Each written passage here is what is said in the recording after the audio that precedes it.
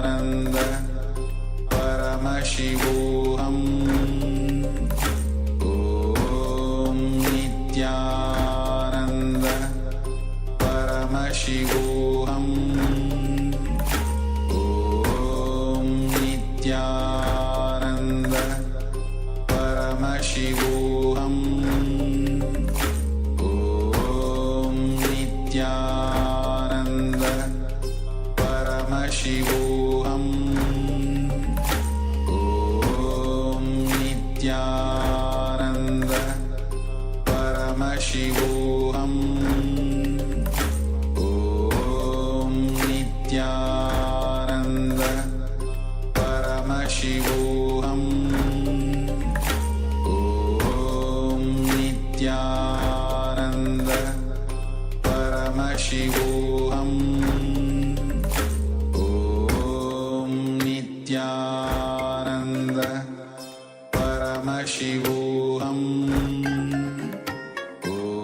Om Nithyananda Paramashivoham Om Nithyananda Paramashivoham Om Nithyananda Paramashivoham Om Nithyananda Paramashivoham Om Nithyananda Paramashivoham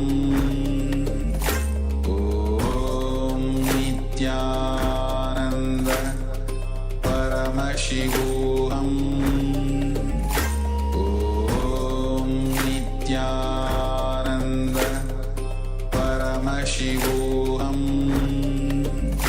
Om Nithyananda Paramashivoham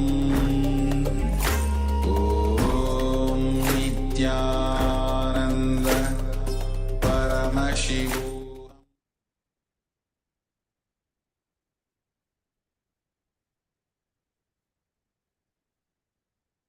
Yes. So if anyone is not yet done, you can continue to perform.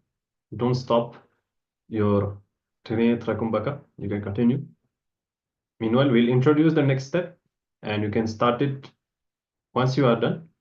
And for all those who have completed the 21 rounds of Trinetra Kumbhaka, you can move to the next phase, which is now you will be stretching your tongue out and folding it like a tube. Okay, so you can roll the tongue just like we are demonstrating, and you are going to be inhaling through that tube that you are making with the tongue, and then exhale through both the nostrils. Okay, so we'll be performing this for a few minutes, not a specific amount of repetitions for this one, just a few minutes. And of course, those who are not yet completed with the Trinetra Kumbhaka, first complete the 21 rounds of Trinetra Kumbhaka and then move on to this second phase. Yes, this is known as Shitali Kumbhaka, and it is cooling down the body. See, when the energy is increased in your system, the heat naturally also increases. So this is one technique that can infuse prana into your system while also cooling down the system. So let's now move on to the next step. If you haven't finished 21 times of Trinetra Kumbhaka, continue with that. Otherwise, roll up your tongue, inhale through the tongue as you keep your lips contracted, and exhale through your nose.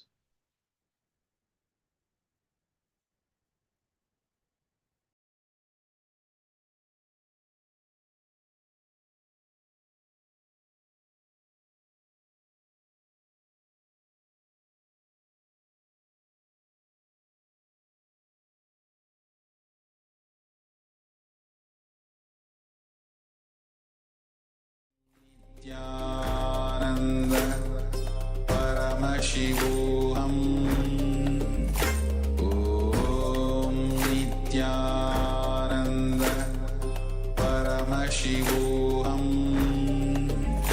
Om Nithyananda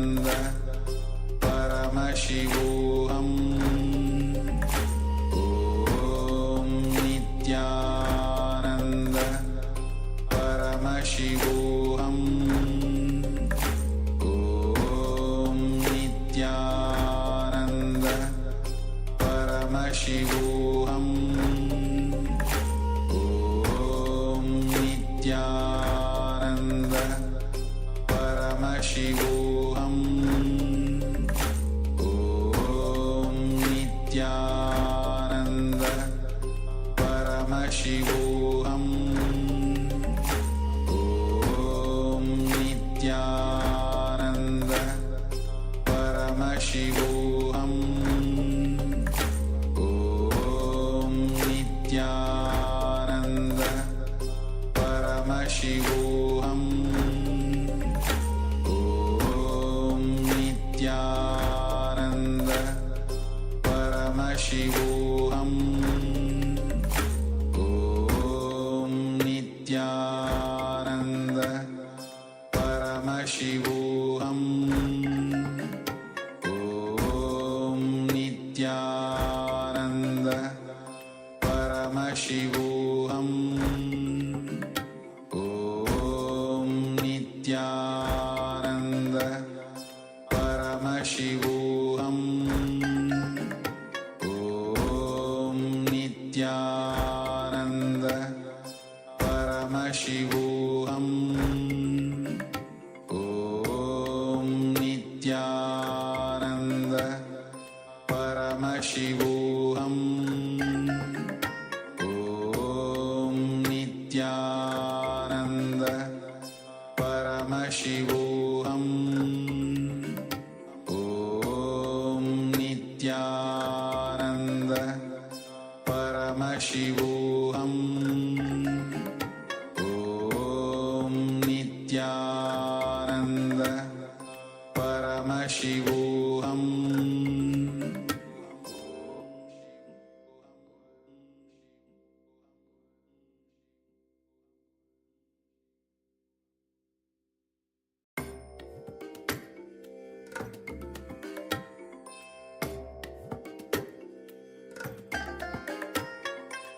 I bless you all.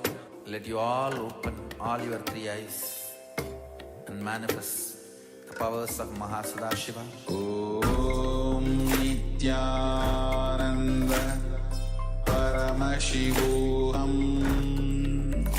Om Nithyananda Paramashivoham Om Nithyananda Paramashivoham Om Nithyananda Paramashivoham Om Nithyananda Paramashivoham Om Nithyananda Paramashivoham Om Nithyananda Paramashivoham Om Nithyananda Paramashivoham Om Nithyananda Paramashivoham Om Nithyananda Paramashivoham Om Nithyananda Paramashivoham Om Nithyananda Paramashivoham Om Nithyananda Paramashivoham